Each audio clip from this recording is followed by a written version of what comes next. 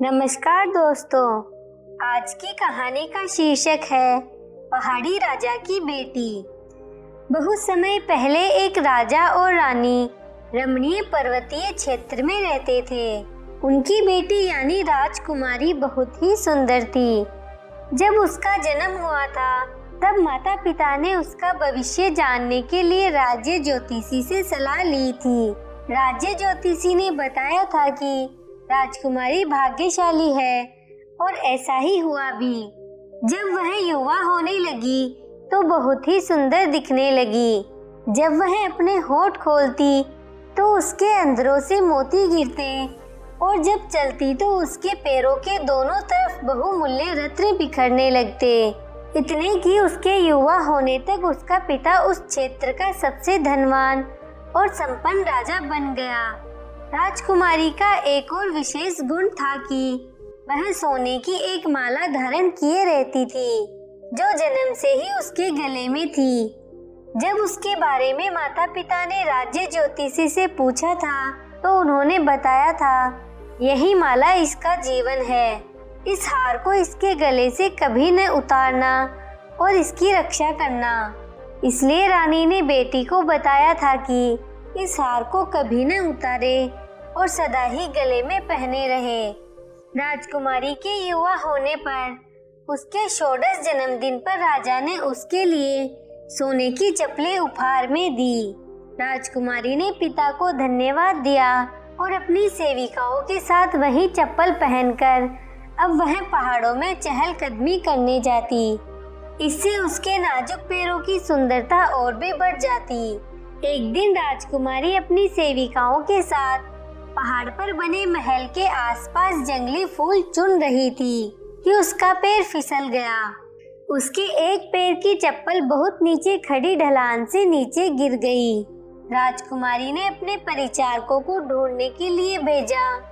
कुछ समय बाद वे लौटे मगर उनको वह सोने की चप्पल न मिल पाई। जब राजा को यह सूचना मिली तो उन्होंने घोषणा की कि जो भी इस चप्पल को ढूंढ कर लाएगा उसे अच्छा खासा इनाम मिलेगा। राजकुमारी के एक पैर की चप्पल ढूंढने की बहुत कोशिश हुई मगर कोई न ढूंढ पाया। कुछ समय बाद समतल प्रदेश का एक युवा राजकुमार उन पहाड़ों से गुजर रहा था कि उसे जंगल के बीच राजकुमारी की वह चमकती हुई चप्पल मिल गई। उसने यह चप्पल उठाई और अपने महल में पहुंचकर अपनी माँ को दिखाई। माँ ने कहा, बेटे, यह अवश्य ही किसी सुंदर राजकुमारी की चप्पल है। यदि यह चप्पल इतनी सुंदर है तो वह कितनी सुंदर होगी। उन्होंने सभी दिशाओं में अपने दूत भेजे। वे पता लगाए कि यह खोई हुई चप्पल किसकी होगी। कई दिनों तक कहीं से कोई सूचना प्राप्त न हुई, लेकिन कुछ दिनों बाद राजा के दरबार में कुछ यात्रियों ने सूचना दी कि बहुत दूर के एक पहाड़ी प्रदेश में एक राजा रहता है जिसकी बेटी की एक सोने की चप्पल गिर गई थी। राजा, रानी और कुछ सलाहकारों ने कहा कि यह चप्पल निश्चित ही उस राजा की बेटी की ही है। रानी ने अपने बेटे से कहा, बेटा, अब तो यह निश्चित है कि यह सोने की चप्पल दूर के उस पहाड़ी राजा की पुत्री की है, इसलिए तुम उसके महल तक यह चप्पल लेकर चले जाओ। यदि वह तुम्हें सोना चांदी या धन इनाम के तौर पर दे तो स्वीकार नहीं करना, बल्कि उनकी बेटी का हाथ मांगना। राजकुमार ने वैसा ही किया जैसा उसकी माता ने कहा। कई दिनों की बहुत लंबी यात्रा तय करने के बाद वह पहाड़ी क्षेत्र के डूंगर प्रदेश पहुंचा। वह राजा से मिला और कहा, मुझे आपकी बेटी की यह चप्पल मिल गई है, वही लौटाने आया हूँ। राजा प्रसन्न हुआ और पूछा, आपको क्या इनाम चाहिए? मैं आपको घोड़े दूँ, चांदी दूँ, सोना दूँ या क्या दूँ? मुझे इनमें से कुछ भी नहीं चाहिए। मैं मैदानी क्षेत्र से आया हूँ। यहाँ से दूर एक समतल प्रदेश के राजा मेरे पिता हैं। मैं उन्हीं का पुत्र हूँ। मैं कुछ महीनों पहले यात्रा कर रहा था और जब इस सुंदर पहाड़ी क्षेत्र में आया तो यह चप्पल मिली। मैं बहुत लंबी यात्रा करके दोबारा यहाँ पर खोई हुई चीज लौटाने आया हूँ। आप मुझे घोड़े इत्यादि देंगे तो मैं वह स्वीकार नहीं करूँगा, परंतु यदि आप मान जाएं तो मैं आपकी पुत्री का हाथ मांगना चाहूँगा। यदि आप मेरा उसके साथ विवाह करने की अनुमति दें तो वह मेरे लिए सबसे बड़ा उपहार होगा। यह मेरे हाथ में नहीं है। मैंने प्रतिज्ञा ली है कि मैं अपनी पुत्री का विवाह उसकी मर्जी के खिलाफ नहीं करूँगा। यदि उसे कोई आपत्ति न हो और वह आपको पसंद करे तो मुझे भी कोई आपत्ति नहीं होगी। जब राजकुमार पहाड़ी पर बने महल के अंदर आ रहा था तब राजकुमारी ने उसे देखा था। वह पिता के पास गई और जब उसने देखा कि उसकी खोई हुई चप्पल भी मिल गई है और राजकुमार वही लौटाने आया था तो उसने शादी के लिए हाँ कर दी। दोनों का विवाह बहुत ही धूमधाम से हुआ। कुछ दिनों बाद राजकुमार ने राजा से कहा कि वह अब अपनी पत्नी के साथ अपने प्रदेश में वापस जाना चाहेगा। राजा और रानी ने उसे अनुमति दे दी और राजा ने कहा, यह हमारी आंखों का तारा है, इसका ध्यान रखना और यह जो इसके गले में सोने का हार है इसे कभी न उतरने देना, क्योंकि इसी में इसकी जान है।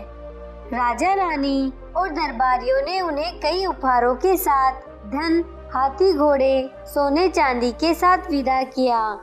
जब समतल प्रदेश में बूढ़े राजा और रानी ने अपने बेटे को एक अति सुंदर बहू के साथ आते हुए देखा तो उनकी खुशी का ठिकाना न रहा। इसी खुशी के माहौल में राजकुमारी अपने पति के साथ रहने लगी, मगर वहाँ एक समस्या यह थी कि राजकुमार का किसी अन्य से पहले विवाह हो चुका था, जो एक साधारण सी लड़की थी और राजा रानी उसे ज्यादा पसंद नहीं करते थे। परिवर्तीय बहू के आने से राजा तथा रानी बहुत ही प्रसन्न हुए और संतुष्ट भी कि उनके पुत्र को एक अच्छी पत्नी मिल गई है। राजकुमार भी बहुत ही खुशी का अनुभव कर रहा था। पहली पत्नी साधारण रानी नई रानी को देखकर ईर्ष्या करने लगी और नई रानी को अपने से सुंदर और सुलक्षणी पाने के कारण षड्यंत्र रचने लगी।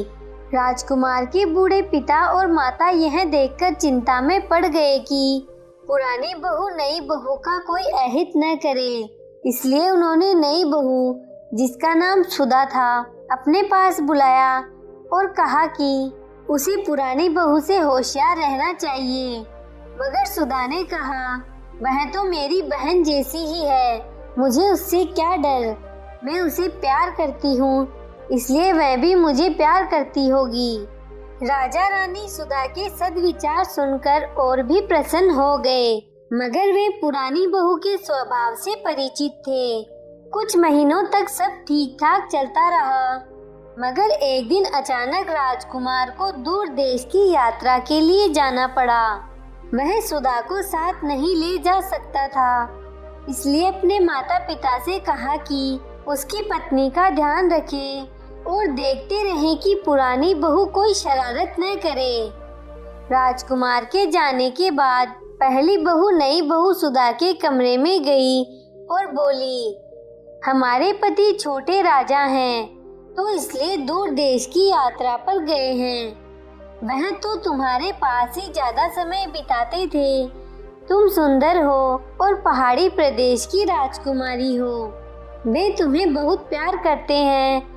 हम दोनों तो बहनें जैसी हैं, इसलिए हमें आपस में मिलकर रहना चाहिए। मैं तुम्हारे पास आती रहूंगी, तुम भी मेरे पास आती रहना। इस पर सुधा ने कहा कि उसे उससे मिलना अच्छा लगेगा और वह उसे अपने गहने और कीमती चीजें दिखाने लगी जो वह अपने पिता के यहाँ से लाई थी। तभी पुरानी बहू ने कहा, मगर यह क्या, तुम यह सोने की माला सदा ही पहने रहती हो। यह माला मेरी रक्षक है, मेरा जीवन है, इसलिए सोने के दानों से बना यह हार मैं सदा ही पहने रहती हूँ। जब पुरानी बहू ने यह सुना तो वह मन ही मन बहुत प्रसन्न हुई और सोचने लगी कि कैसे इस हार को चुरा ले। स्वयं तो चुरा नहीं सकती, इसलिए अपने कमरे में पहुंचकर उसने अपनी विश्वसनीय सेविका को बुलाया और उससे कहा, आज रात तुम किसी भी तरह सुधा के कमरे में चले जाना और उसके गले से उसका हार जो वह सदा पहने रहती है उतारना। फिर उस हार को अपने गले में पहनना। जैसे ही वह हार सुधा के गले से उतरेगा वैसे ही वह प्राणहीन हो जाएगी। सेविका ने अपनी स्वामिनी के आदेश वह रात को नई बहू के कमरे में गई। जब नई बहू सुधा गहरी नींद सो रही थी तब उसने उसके गले से वह हार उतारा और अपने गले में डाला। हार के निकल जाने के साथ ही सुधा के शरीर से प्राण भी निकल गए। अगली सुबह बूढ़े राजा और रानी अपनी प्यारी बहू को देखने उसके कमरे की तरफ गए। उन्होंने देर तक दरवाजा खटखटाया मगर किसी ने दरवाजा नहीं खोला। फिर उन्होंने अंदर जाकर देखा तो सुधा को लेटा हुआ पाया। उसका शरीर ठंडा पड़ा था, चेहरे का रंग सफेद था, न जीवित न मरी हुई परंतु बेसुध सी। उन्होंने दरवाजे के बाहर सोए हुए परिचारकों से पूछा कि क्या उन्होंने किसी को यहाँ आते देखा और क्या वह रात हो गई थी। उन्होंने कहा, न तो कोई आया था और न ही वह बीमार सी दिख रही थी। उन्होंने उसी समय राजवेद को बुलवाया मगर उसने कहा कि बहू के शरीर में प्राण ही नहीं है, वह मृत है। राजा और रानी अत्यंत दुखी हुए। वे दोनों शोक में डूब गए और उन्होंने राजकुमार के आने तक मृत शरीर को राजमहल के पास ही एक मंडप में रखवा लिया ताकि राजकुमार के आने पर संस्कार आदि करवा सके। उन्हें अब राजकुमार के आने की प्रतीक्षा थी कि कहीं शरीर सड़ न जाए, परंतु ताज्जुब था कि शरीर में कोई परिवर्तन नहीं हुआ, न किसी प्रकार का क्षय।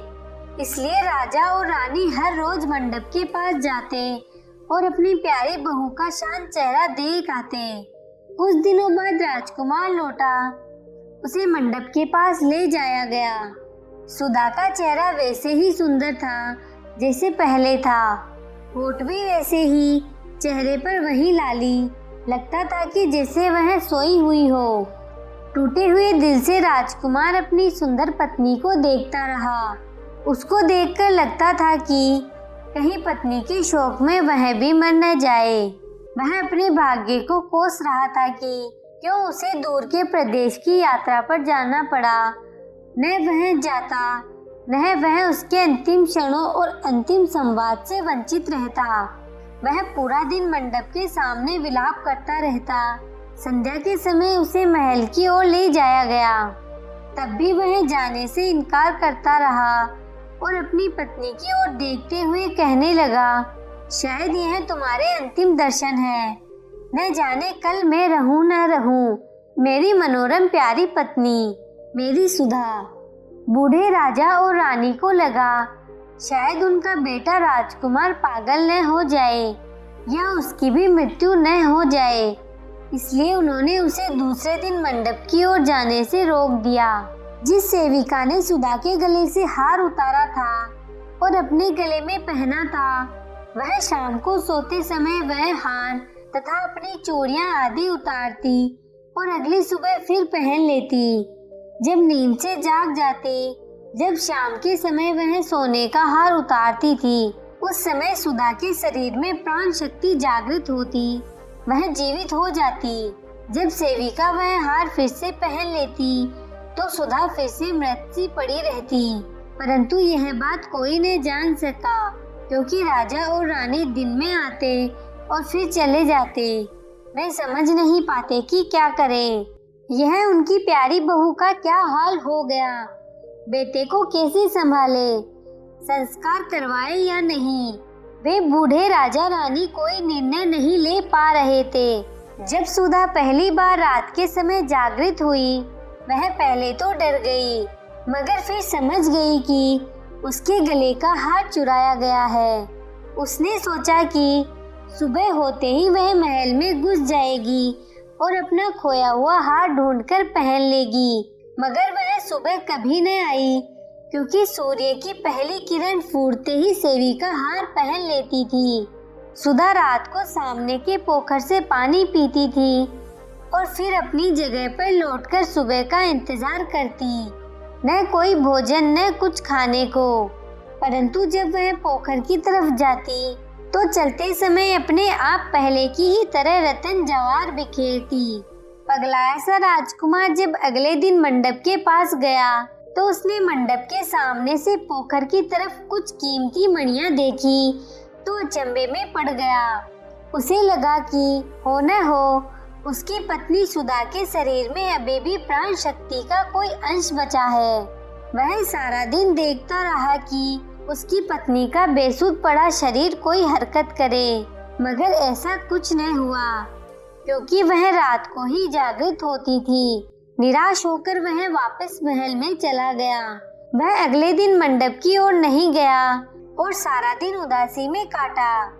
महल के लोगों को लग रहा था कि शायद वह भी अब ज्यादा दिन जिएगा नहीं, क्योंकि उसने खाना पीना भी छोड़ दिया था।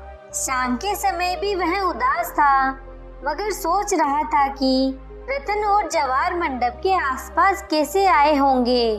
वह उठकर मंडप की ओर चला गया। वहां बैठा तो देखता है कि कोई स्त्री मंडप से निकलकर पोखर की तरफ जाने लगी है।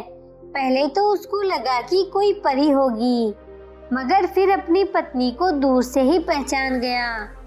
जिस ओर से सुधा पोखर की तरफ गई, उस तरफ पथ पर कीमती मणियां बिखरने लगे। उसे ताजुब हो रहा था, लगता था जैसे कोई सपना देख रहा हो। जब सुधा ने किसी के चलने की आवाज सुनी तो वह डर गई। अंधेरे में कुछ भी साफ साफ दिखाई नहीं दे रहा था, किंतु राजकुमार ने पुकारा, सुधा, मैं तुम्हारा पति हूँ। सुधा ने आवाज पहचानी और मंडप के पास आई, जहाँ दीप जल रहा था। दोनों ने एक दूसरे को देखा। सुधा ने कहा, नहीं, आप सपना नहीं देख रहे हैं। इस समय मैं जीवित हूँ। मैं ही आपकी सुधा हूँ, मगर दिन में मर जाती हूँ। आपके जाने के बाद किसी ने मेरा जीवन हार चुराया है। राजकुमार ने उसके गले की तरफ देखा तो वहाँ वह हार था ही नहीं, जिसकी सुधा के माता पिता ने रक्षा करने को कहा था। वह वही मंडप पर उसके साथ बैठा रहा और कहा, तुम चिंता मत करो, मैं वह हार ढूंढकर कल तुम्हारे पास आऊंगा। मैं पूरे महल की तलाशी लूंगा। वह सारी रात वहां बैठा रहा और सुबह होने से पहले महल में वापस आ गया। महल में पहुंचते ही राजकुमार ने सभी नौकरों और परिचारकों आदि को बुलवाया। सारे उसके सामने पेश हुए। जैसे ही उसने सेविका के गले में सुधा का जीवन हार देखा, वैसे ही उसने रक्षकों से कहा कि वे सेविका को कारागार में डाल दे। सेविका डर गई और उसने सब कुछ बताया। उसने बताया कि कैसे पहली बहू ने उसे यह चोरी करने के लिए आदेश दिया था। यह सब सुनने के बाद राजकुमार ने दुष्ट महिला बुरी पत्नी को भी जीवन भर के लिए कारागार में डालने का आदेश दिया। सेविका और उसकी स्वामिनी दोनों को कारागार में भेजने के बाद राजकुमार अपने बूढ़े माता पिता के साथ हार लेकर मंडप की ओर गया। सुधा के गले में सोने का हार पहनाते ही उसकी प्राण शक्ति लौट आई और खुशी खुशी सब महल की ओर लौट आए। बूढ़े राजा और राजमाता की आंखों में नई चमक लौट आई कि उसके बेटे का उजड़ा संसार फिर से बस गया।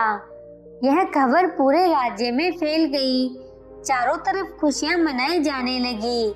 उसके बाद बूढ़े राजा रानी, उनका बेटा और बहू सुख से रहने लगे। आपको ये कहानी कैसी लगी? नीचे कमेंट करके ज़रूर बताइएगा। अगर आपको कहानी पसंद आई हो तो अपने दोस्तों के साथ ज़रूर शेयर करें और ऐसी ही प्यारी कहानियाँ सुनने के लिए हमारे YouTube चैनल को सब्सक्राइब करें। धन्यवाद।